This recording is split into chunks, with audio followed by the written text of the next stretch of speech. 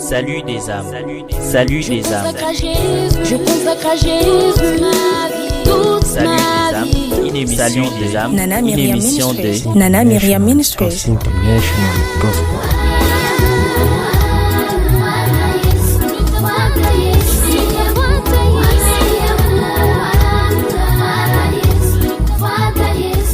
Wandugu wasikilizaji, karibu sana wasikilizaji wapenzi, tunashukuru tena Mungu kwa kutupatia nafasi ya kuongea kwa mimi ni mama na Miriam kutoka kwake, na ninawashukuru wote kwa Salut des âmes. Tulibarikiwa ndani sana kwanza mwezi wa kwanza, mwezi wa pili. Watumishi wa Mungu mbalimbali wa Nana Myriam Ministries walipita hapa na wanatuhubiria sana kwa nafasi teme yetu kubwa ya mwaka ambao inaitwa maisha yangu bila Yesu Kristo hayana maana. Maisha yangu bila Yesu Kristo hayana maana, na Fransa tunasema Kifransa ma vie sans Jésus Christ n'a aucun sens. Hiyo ndio ni teme yetu kubwa ile mwaka, na tayari mwezi wa kwanza wa pili tulikuwa tumesikia neno mbalimbali, na tunashukuru kwamba hakuna mtu, na kwa mwezi huu wa tatu tutaongelea teme yetu ndogo ndani ya teme kubwa ambayo tumetoka sema. Teme yetu ndogo ya mwezi wa tatu ni Yesu ndiye njia, kweli na uzima. Yesu ndiye njia, kweli na uzima. Tunashukuru tena kipindi ya kwanza leo mko wengi tutaongelea juu ya Yesu Kristo siku zilizopita. Yesu Kristo ni njia. Hiyo ndio mada ama teme ambayo tutaongelea wiki Kristo mzima, na wiki wa kesho tutaendelea na nyingine kufika kwa Baba ila tutasoma maandiko yetu kubwa. Tuliona pia kwamba kwa session yetu ya pili sura ya tuliona kwamba Yesu shairi yake ya 6 ni kweli, na Yohana sura yake 14 shairi yake ya 6, na tutaisoma, utaandika na tutaisoma baadaye. Lakini kitu ya kwanza niko na swali kwako mpendwa msikilizaji wangu. Leo ndugu msikilizaji, swali yangu, tunaendelea na somo letu ni hivi. Tutaona leo ya kwamba maisha bila Yesu hayana maana.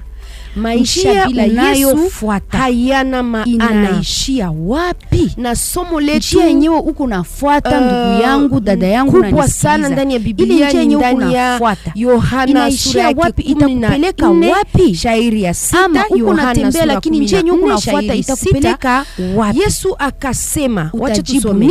Yesu akasema, kama leo Mungu anakuuliza ile swali na kweli, ndugu yangu, dada yangu, watu wengi wanatembea, hakuna mtu lakini wachache tu wanajua wapi wanaoenda.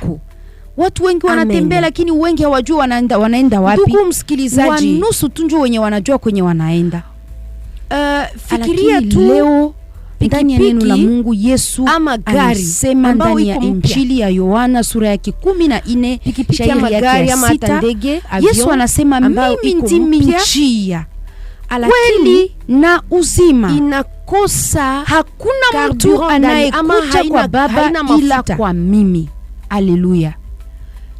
Tutarudia ile somo pikipiki Yohana sura 14 shairi yake ya 6. Yesu anatuambia hivi, mimi ndimi njia, kweli na uzima. Na hiyo ndio maisha. Hakuna mtu anayekuja kwa Baba ila kwa mimi. Kumbuka teme yetu ndogo Yesu ni ya kwamba maisha yangu bila Yesu yeye anaonyesha njia. Yesu haiko nasema kwamba kuja mimi nitakuonesha njia iko hapa. Hapana. Yesu anasema ndani ya moyo wako ndiye njia. Haoneshi njia, but yeye ndio njia. Yeye ndiye njia. Il est le chemin ndani ya lui-même est le chemin. Il ne montre pas le chemin, mais il est le chemin lui-même. Neno la Mungu linasema ya kwamba ningependa tusome pia ndani ya Biblia Mezali sura yake ya 14 shairi yake 12, ama Proverbe chapitre 14 verset 12. Biblia neno la Mungu linasema hivi, kuna njia na sehemu ya kwanza ya ile neno leo, lakini tuone ya kwamba maisha bila Yesu, kuna njia inayoonekana sawa kwa mtu, yani inaonekana mzuri kwa watu. Shairi yake ya 3, lakini mwisho yake ile neno ya kwamba mwanadamu anapata nini? Tukikamata tu mfano yetu hapa Bunia ama kwa Ituri, tuseme kwa yangu, dada yangu katika Ituri, katika mtu akitaka kuenda uwanja ama kwa aeroport, mtu anataka aende kwa aeroport, aende kusafari, anataka kuchukua ndege asafiri, akose unaweza kwa lakini anapita barabara ya kwenda wapi? Kasenyi. Akose wewe unaendesha kweli atafikia Kasenyi, boda ama atafikia aeroport kila siku uko taximen, kuna siku unaweza kwa akose kwa sababu ni njia mbili mbalimbali. Unaenda kwa shamba, unalima shamba, unafanya biashara ama unafanya anaenda na mgulu, lakini akisema anaenda kwa aeroport ya Bunia, lakini anakamata njia kwenda Kasenyi kwa sababu dele anasonga mbele, hakuna siku atafikia ndani ya moyo wako. Bado kuko vivyo hivyo, wengine wanachukua njia ya pesa, mtu anachukua njia ya kisiasa, mtu anachukua njia ya hirizi ama magrigri kwa kazi yako, mtu anachukua sijui nini ma protection mbalimbali, mwingine anachukua dini yake, ama mimi niko Katoliki, mimi niko Protestant, mimi naenda kwa kanisa fulani, ndio maana ile itaniokoa. Kila kitu, lakini kwa moyo wako usiku unakosa salama, unalia, unafikiria mingi sana. Kwa nini? Kwa sababu hiyo njia yote ambayo utachukua ikiwe pesa, unajiambia kwamba ile ndio itanisaidia, ile ndio itaniokoa. Ikiwe ni grigri yako unaweka chini ya kitanda, unajiambia ile ndio itanisaidia. Ikiwa hata kisiasa, politiki, unajikuvria, unajiambia ile ndio itanisaidia. Ukijiambia kwa ajili ya kanisa lako ndio itakuwezesha, itakuokoa, itakufikisha mbinguni. Bila yangu, dada yangu, acha nikwambia kwamba unajidanganya. Kamilika. Hakuna njia hata moja ndani ya hiyo njia yote, ndani ya kwa somo letu la leo, ujue kwamba ambayo itakupeleka kwa Baba Mungu. Hali ni hatari bila Yesu. Mitume yako, sura yake ya 4 shairi yake ya 12, Biblia inasema ya kwamba wokovu haupatikane kwa mwingine. Tunakuwa na wokovu unapatikana tu ndani ya jina la Yesu. Wokovu inapatikana tu kwa Yesu. Sasa Yesu anakuambia leo ya kwamba yeye ndiye njia, yeye ndiye njia ambayo itakufikisha kwa Baba ama kwa Mungu ama mbinguni. Sasa wewe unajisikia kuchukua njia nyingine, unachukua pesa, ndio unaaminia pesa yako sana, unaaminia jamaa yako sana, unaaminia kanisa yako sana, unajiambia mimi niko bien, unajiaminia, unaaminia kisiasa, nakwambia unajidanganya. Sura ya 3 shairi yake 11, ndani ya ile neno Biblia inasema ya kwamba fuata Yesu mwenye iko njia ambayo atakufikisha kwa Baba. Donc Biblia inaonyesha ya kwamba sasa, kabla tumalize moyo ambao haina Yesu inakuwa na ile utupu, unakuwa na ile. Unajua kwa nini Yesu anasema kwamba yeye ndiye njia itadumu? Kwa nini kuBiblia mzima kuanza mwanzo hadi Ufunuo, kwanza Geneza hadi Apocalypse, Yesu yeye kwasema Yesu yeye pekee ndio mwenye kunasema kusema yeye ndio njia. Hakuna prophet fulani, hakuna hata mtumishi wa Mungu fulani mwenye alisemaka ya kwamba yeye ndio njia ya kutufikisha kwa Baba. Kwa nini tu ni Yesu ndio anasema hiyo kitu? Moyo wako, jibu iko simple. Yesu wako ndiye njia pekee, kama hauna Yesu, kwa sababu yeye pekee yake. Ama hatari ya pili mwenye ni ya kwamba wewe ambao hauna Yesu kwa maisha yako, zambi.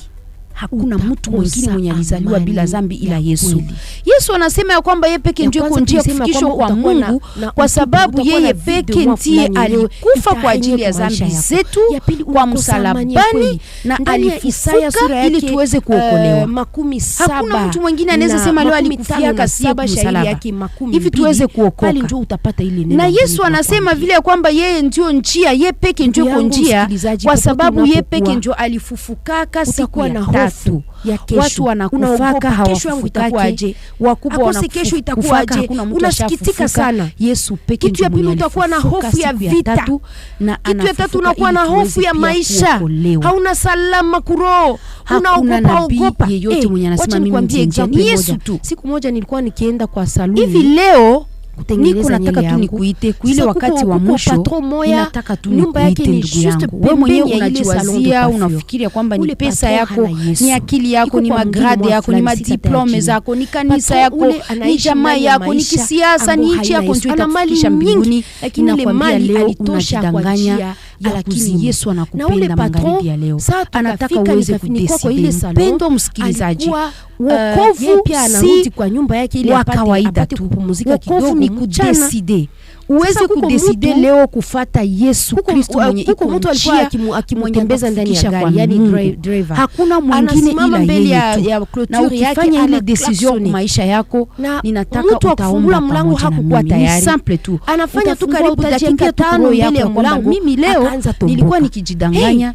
Nilikuwa nikifikiria kwamba ni kitu fulani, ni mtu fulani, ni kanisa langu, ni mali yangu, ni ile kuenda kusikia hata emission chrétienne akose ni kuenda kukanisa kila siku. Nilikuwa nafikiri ile ndio njia yenyewe itanifikisha kwa Mungu. Kufanya dakika 5 mbele ya mlango yake mchana, kwa sababu anajua kwamba wanaweza kufuata njia kukosa Yesu ni hatari sana. Unakosa salama. Yesu pekee ndiye anatupatia amani na salama kwa moyo yangu msikilizaji. Na yeye ndio atakuwa sasa njia yako. Kitu ya tatu, danger ya tatu, utumwa wa dhambi. Pole pole utakuwa na ukikosa Yesu unaishi utumwa wa dhambi maisha yako mzima. Wewe mwenyewe unadecide kufanya ile 8 shairi 13 inatuonyesha ile mambo. Mtu anataka kuacha dhambi lakini anarudia tena nyuma kwa sababu hana Yesu. Dhambi inakufunga, dhambi inakuweka ndani ya prison. Unashindwa utoke aje. Kwa imani tu na Yesu atapata nafasi kuroho yako. Biblia inatuambia kwamba ukipokea Yesu kwa Bwana na Mwokozi wako, Mungu anatupatia utaomba pamoja na mimi, sema tu Bwana Yesu ndani ya moyo wako, na ni yeye anakupatia kwa hii kipindi kushinda dhambi. Ninakushukuru kwa neno lako. Toka ndani ya ile prison ya dhambi. Danger ya nne, kujua kwamba ukikosa Yesu kwa maisha yako, njia mbalimbali nilikuwa nafuata na haikuwa na Mungu. Unatengwa na Mungu. Leo ninatubu. Isaya sura yake 59 shairi ya pili inatuoneshea ile mambo. Unatengwa na Mungu. Unajaribu kuomba, unajaribu kumtumikia Mungu, unajaribu kutenda mema, lakini unahisi Mungu yuko mbali na wewe. Mungu hakusikii. Unatengwa na Mungu, Mungu hakujui kwa sababu hauna Yesu. Na danger ingine, maisha yako bila Yesu inakuwa haina mwelekezo, hauna direction mzuri. Utasoma Mezali sura 14 shairi 10. Asante sana ndugu yangu kama ulifanya ile maombi. Danger ya mwisho kwa siku za leo ndugu yangu msikilizaji, ujue kwamba kama hauna Yesu na swali ama unataka utafute watumishi wa Mungu kwa Nana Miriam Ministries, unajua kwamba utaenda tu kwa moto. 08 Waebrania sura yake ya pili shairi 15 Hebreu 2:15 inatuonyesha ile mambo. Bila Yesu 081 bila Yesu una hofu na ukikufa unaenda tu droit kwa moto wa milele. 081 lakini kuna habari njema na tunaenda maliza ile kipindi. Wacha nikwambie habari njema. Habari njema ni ya kwamba Yesu Kristo analeta uzima tele. Yohana sura 10 shairi 10 Biblia inasema ya kwamba Yesu anatupatia uzima tele. Ndani ya Yesu kuna amani, ndani ya Yesu kuna furaha, ndani ya Yesu kuna kusudi. Na Yohana sura yake ya kwanza shairi 12 Biblia inatuonyesha kwamba wanaopokea Yesu wanakuwa watoto wa Mungu, wanaitwa wana wa Mungu. Maisha yako yanapata maana ya kweli ukipokea Yesu Kristo kuwa Bwana na Mwokozi wako. Na leo ninakuita ndugu yangu, kama unasikia hiyo neno, rudilia Yesu Kristo, umpatie maisha yako. Nitapenda niombe na wewe. Usitike kudumu ndani ya